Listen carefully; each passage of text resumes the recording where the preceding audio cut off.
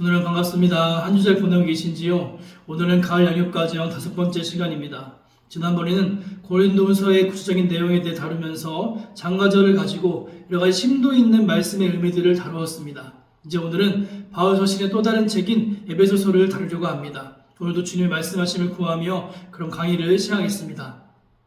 제가 작년부터 양육과정에서 보았던 바울 서신은 갈라디아서, 데살로니가 전후서, 고린도 전후서였습니다. 책들 모두는 바울이 기록한 서신이면서 바울의 초기 서신이요 주요 서신으로 분류되는 책들입니다. PPT에 보시면 표에 그에 대한 분류가 되어 있습니다. 그리고 이번에 다룰 에베소서와 더불어서 빌립보서, 골로새서, 다음에 다룰 빌레몬서는 같은 바울 서신이지만 그에 대한 성격이 조금은 다른 서신들입니다.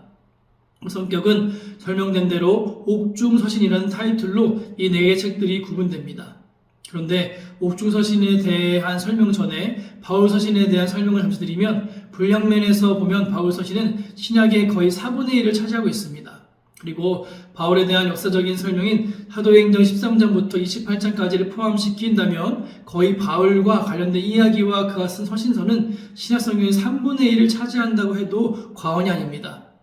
그만큼 바울 서신이 신약에 차지하고 있는 비중이 크며 더불어 바울이라는 인물이 얼마나 중요한 인물인지를 나타낸다라고도 볼 수 있습니다.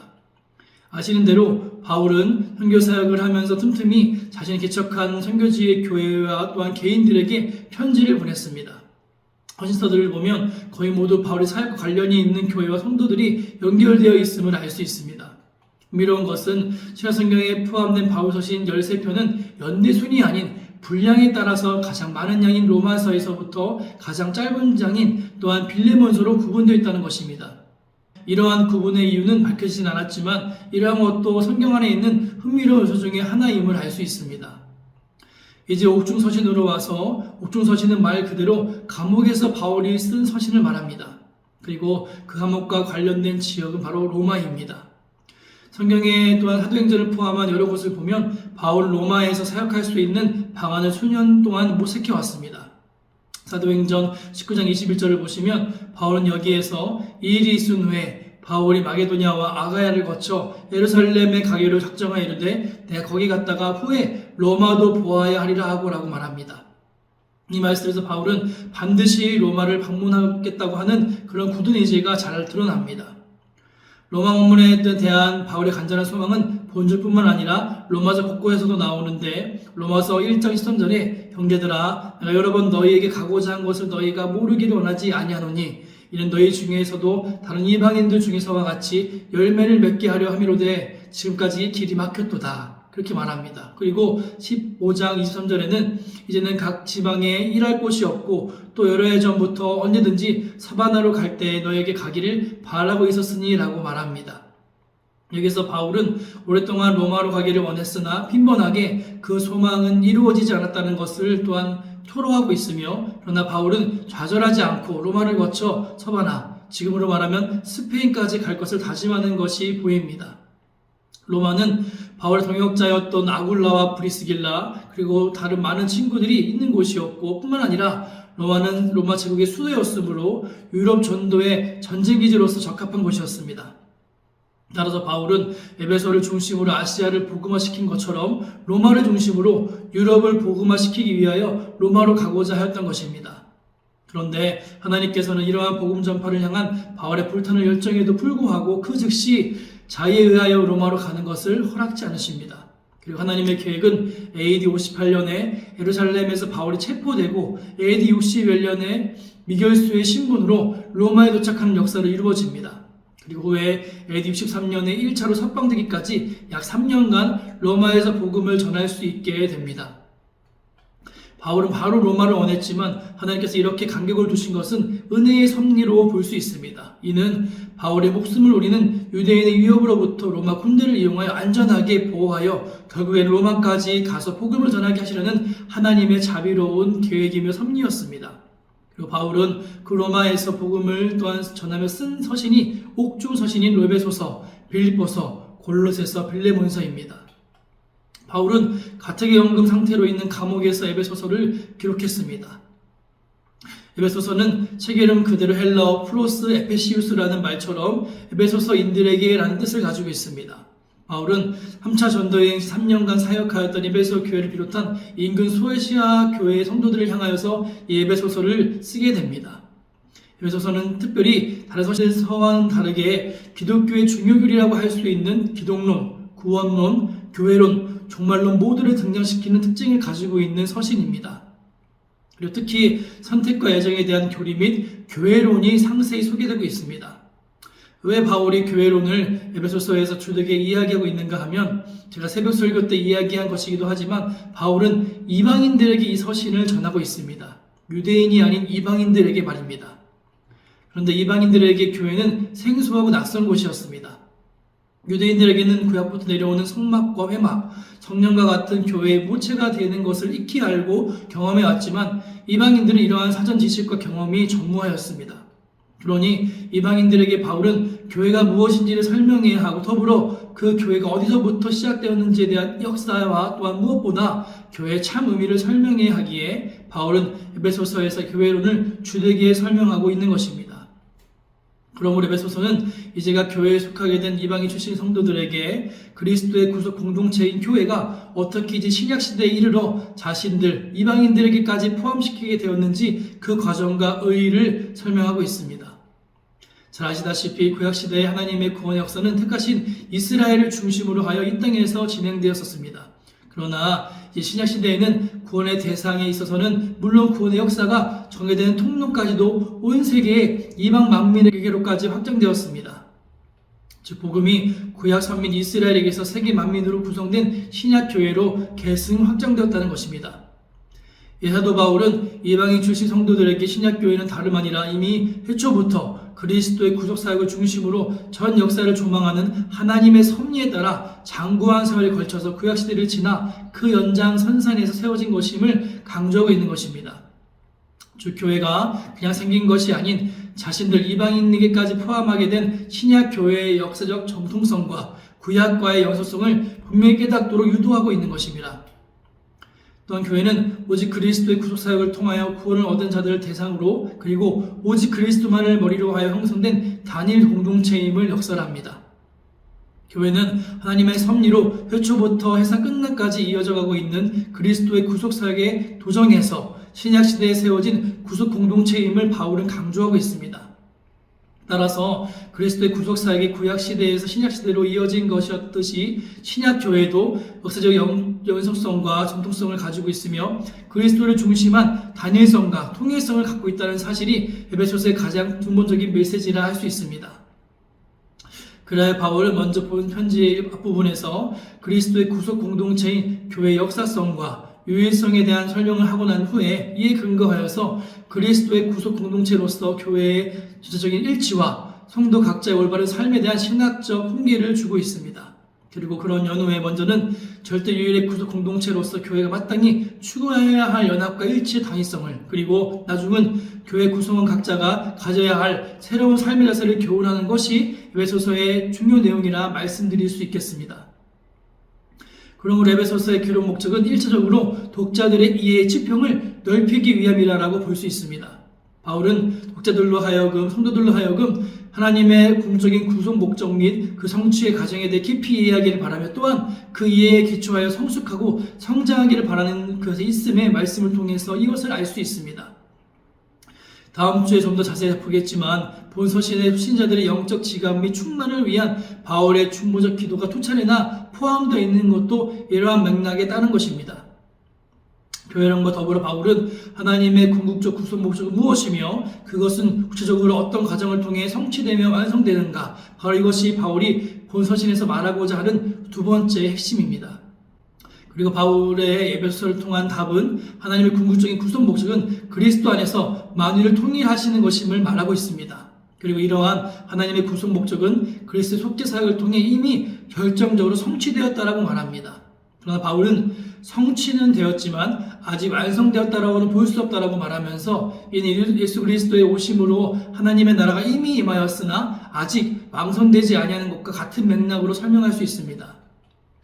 그리고 종말론적인 설명으로 즉 그리스도 안에서 만유를 통일하시려는 하나님의 궁극적인 목적은 그리스도의 속죄 사역으로 결정적으로 성취되었으나 동시에 인간 역사의 과정에서 그 완성을 향해 나아가고 있다라고 할 수 있습니다. 그리고 그 완성을 향해 나아가는 과정에 바로 교회가 있다라고 바울은 말하고 있는 것입니다. 바울은 그리스도는 십자가 죽음과 부활을 통해 교회를 세우셨다라고 말하며 교회는 단 하나의 유일한 구속 공동체로서 그 안에는 더 이상 유대인과 이방인의 구분이 없다라고 설명합니다. 그리고 구속받아 교회에 소속된 모든 성도는 하나님의 백성으로서 동일한 시민들이요 또한 하나님의 가족들이며 즉 교회는 그리스도의 십자가를 통해 인간 사이의 수평적 화목과 또한 인간과 하나님 사이의 수직적 화목이 실현된 우주적 기관이라고 그렇게 말합니다. 더 나아가 바울은 교회를 향하여 설명할 때에 교회는 단순히 조직으로서가 아닌 그리스도의 몸으로서 하나의 육기체라고 설명합니다. 그러므로 그리스도의 설명력을 공급받은 교회는 머리 대신 그리스도에게까지 지속적으로 자라가며 이러한 성장을 통해 그리스도 안에서 만유를 통일하시려는 하나님의 목적이 실현되어 가는 것이라 말하고 있습니다. 정리하면 하나님의 구속사역은 예수 그리스도를 통해 성취되었지만 아직 완성되지 않았기에 하나님께서는 예수님께서 머리 대신은 교회를 세우셔서 하나님의 구속 완성을 위해 나아가는 것이 하나님의 큰 그림이자 계획인 것입니다. 이처럼 하나의 집단과 건물이 아닌 하나의 구속 공동체로서 또한 하나님의 영원한 구속 목적을 실현해가는 그리스도의 몸이 교회라는 이해는 분명 교회 또한 예배소인들을 비롯한 이방인 성도들에게 큰 의미를 부여했음이 분명합니다.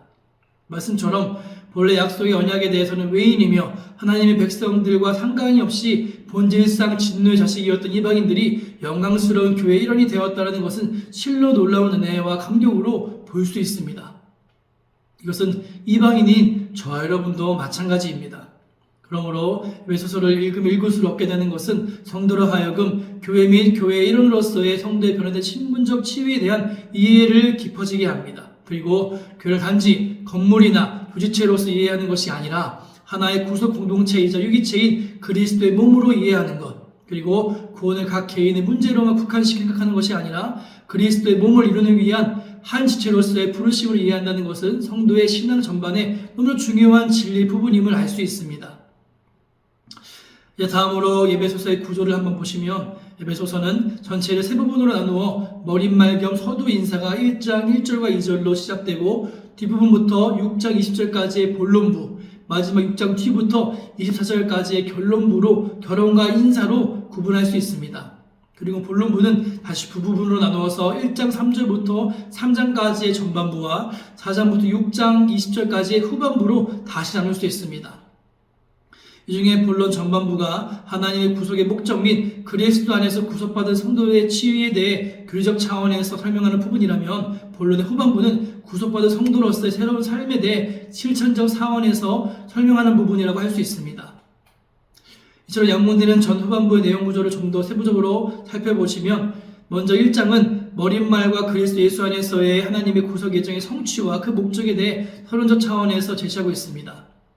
바로 이 부분에서 그리스도 안에서 참세 전에 구속받을 성도들을 미리 택하신 하나님의 구속 예정을 찬송하면서 또한 이런 하나님의 구속 예정이 그리스도 안에서 성취되었음과 성취된 구속을 성령께서 보증하셨다라고 그렇게 밝히고 있습니다. 그리고 하나님의 구속 예정의 최종 목적은 앞서 설명과 같이 그리스도 안에서 만유를 통일하게 하시려는 데 있음을 제시합니다.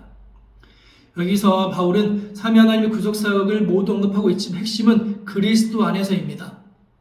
즉 하나님의 구속 예정과 목적은 모두 그리스도 안에서 성취되고 있음을 강조적으로 보여주고 있습니다. 이처럼 그리스도 안에서의 하나님의 구속 예정의 성취와 목적을 밝힌 후 바울은 본서신의 독자들을 위한 첫 번째 중보기도를 제시하고 있습니다. 바울의 첫 번째 중보기도는 성도들의 영적 직을 위한 기도로서 하나님 및 성도들을 향한 하나님의 구속의 소망, 장래 예비하신 영광의 풍성함, 그리고 그의 구속의 능력에 대해 성도들이 깨닫기를 구하는 기도를 합니다.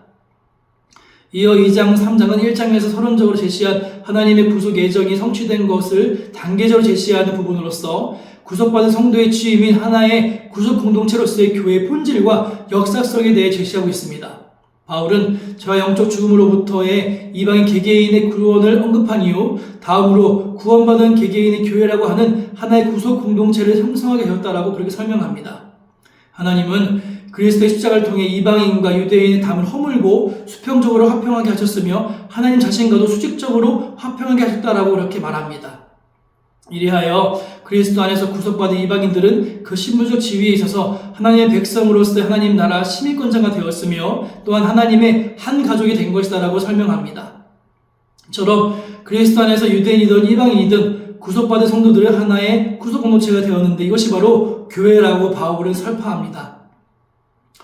그리고 2장 3장의 말미에는 바울의 두 번째 중보 기도가 이어집니다. 이 기도 역시 바울의 첫 번째 기도의 맥락을 같이 하긴 하지만 첫 번째 기도의 내용이 성도 개인의 영적 깨달음에 초점이 있었다면 두 번째 기도의 내용은 성도 전체, 곧 교회의 영적 강건과 충만을 구하는 것에 대한 초점이 맞춰져 있습니다.